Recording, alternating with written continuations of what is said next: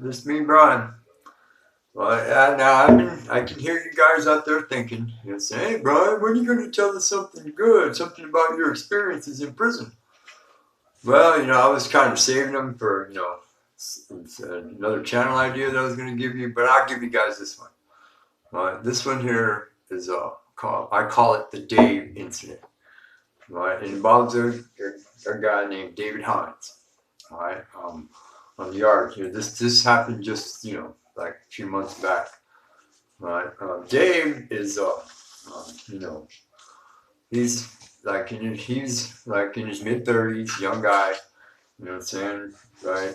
He's had skill. I mean, he is a fabulous tattoo artist. I mean, he's really good. I mean, like you've seen those TV shows, the Ink Wars and all that stuff. I mean, has that caliber of skill, especially when he's only using just prison made ink and a little handmade tattoo gun out of his ether, right? Yeah, but Dave had a few addictions. Right, he was addicted to pills, right? Specifically gabapentins and tramadols, which I don't understand because I mean Margaret used to take a handful of gabapentins and she never got high, but I've seen some of these guys just get whacked out of their mind on gabapentins, and he was addicted to meth, right? You know what I'm saying?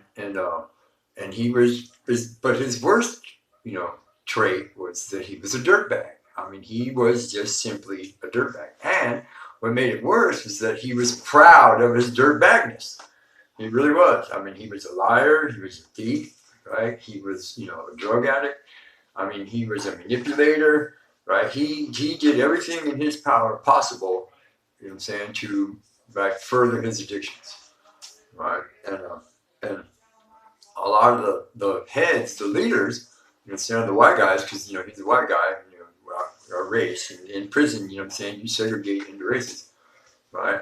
They allowed it. They allowed it because he was, he would give up 25% of his profits. You know what I'm saying, to them. Basically, he was paying protection to them, right? Even though it was 25%, right? It's like, but that's how it works.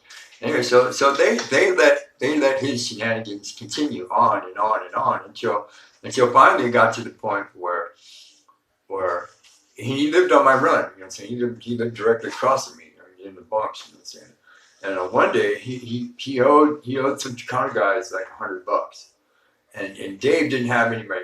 He had burned his people and all his friends and everybody else so many times, and nobody would send him any money, and they wouldn't give him a job because he was a fuck up, right? And his only income, his only source of income was tattooing, right? Well, he got in so deep with these Chicano dudes over some meth and saying that he did something stupid, and it's like the number one rule in prison is you don't steal, period. Right? Number two is you don't rat. You know what I'm saying? And number three, you know what I'm saying, you don't do stupid shit. Well, what he did is he robbed his neighbor, right? This older guy that lived next door to him in Lower Buck. He stole his CD player. He stole a bunch of food out of his locker. He took his brand new pair of tennis shoes and some other stuff, and some CDs, right? And he used this to go pay off these Chicano dudes that he owed this money to, right? And that was kind of like the camel, the straw on the camel and all that stuff. Because Carl was, a cool guy. He was one of those older white dudes that would help out anybody. You know what I'm saying? If you got in a jam and you asked Carl, he would help you. And he really truly did never expect anything in return, right? Well, this and Carl, he was in the circle with the leaders. You know what I'm saying? Some of the older OG guys, and it personally pissed off a couple of them. Sam Brandon, right? James, Sam, a couple of the other guys, Spicoli. They were really livid at this shit, and they decided that they were going to put an end to it. And what they decided was they were just going to beat Dave down to the point where they had to medevac his ass out in the sand, and they were going to. And so one day I was laying in my bunk. I was thinking like I normally do, plotting and scheming. Right, and they all came down the run, and it was like right across from where I was, and they surrounded him in his little bunk space area, and they told him, saying, Dave, this is it, you're going down. And Dave, survival instinct kicked in, self-preservation kicked in, and he was a good-sized dude. He was about 6'1", about 200 pounds. He worked out every day. He kind of sort of elbowed his way through and got out and ran out the run out into the yard, right? And they all chased after him. And there's like 10 guys surrounding him on the baseball field, and they were going to just kill him. They were going to. Because he had just, Jerry, my buddy Jerry, my roommate, sitting there looking at me. These guys are like this big, but he knows what I'm talking about because he's seen this kind of shit happen before, right? And so anyways, I'm seeing Dave's yelling, screaming, hey, come on, you guys, you gotta do all, you gotta be like this. And it was like no one was speaking. This was a given. Everybody on the yard froze. All the Chicanos, all the blacks, all the chiefs, all the Paisos, all the white dudes. Everybody was there. Everybody knew what was going to happen. Everybody expected it at some point. Understand? But Dave, being, Dave, the slippery little, cheese ball that he was, right? He slipped out of fucking Barnes' hands because Barnes is a great big white dude. You know what I'm saying? Like, great big white dude. Right? Tried to grab him, and Dave slipped out. He ran all the way across the yard up to the center gate. And he got the guard up there, opened the center gate, let him through, right? And then when he got to the other side of the yard, because the yard where I lived at was divided by a center gate. There was the north yard and the south yard. Once he got through the other side of the gate, his only choice at that point was either to PC up, tell and PC up, or try to get to the leaders on that side of the yard and tell his side of the story before the word filtered down, and he got shit beat out of him. Well, they sent a couple of the fellas up there to the gate. They tried to get him to come back. And said, it's all cool. We'll let you slide again. This, that, whatever. But Dave knew better because he knew, right? He knew that this was it. So the only smart thing he did in all of this was that he made the right decision and he didn't rat. He didn't snitch on anybody. He didn't tell. He never spoke to the police. So, but the police, the guards, the captain and the lieutenant and everybody, they knew that they put him back on our side of the yard, that he was done. You know what I'm saying? So what they did was they did a 1-for-1 exchange from the north yard to the south yard, and they exchanged him for this older cat. And then they put Dave over in building 1. Well, you know what I'm saying? Dave tried to lie, do his normal manipulating thing and try to get the leaders, the white guys on the south yard, to believe him.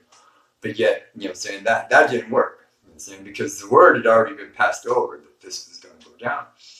Right? Well, while he was in the first, couple of days he was over there, they beat him down 3 or 4 times. It's kind of funny. I seen him. I was out working out in the yard a couple of days later. I seen him. He had both black eyes, his nose all fucked up. It was walk kind of funny, like his ribs are all broken and shit. They beat him up. They beat him up like 4 days in a row. They just beat him down. They took all of his shit. They took everything. I mean, he basically had like the clothes he was wearing and a pair of shower shoes, right? He didn't have a sheet. He didn't have a blanket. He didn't have anything. I mean, he was lucky to escape with his life. Truly, he was, right? And that's how life is inside prison in the state of Arizona. It can be violent. It can be treacherous. You know what I'm saying? It's an everyday occurrence. This was not an isolated incident. This had occurred in the time that I was there, the 16 months that I was there was at least 25 beatings. You know what I'm saying? Where dudes got seriously injured. You know what I'm saying? I mean, skulls broken, head slammed into the shower door wall. You know what I'm saying? Got beat down by 4 or 5 guys. You know what I'm saying? And it's all basically over the same stuff.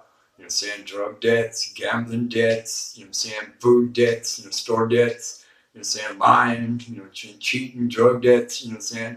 And it's all, it all revolves around that sense of value that convicts, you know what I'm saying, place on everyday items, you know what I'm saying? And Dave was just a piece of shit. I mean, he really, truly was. He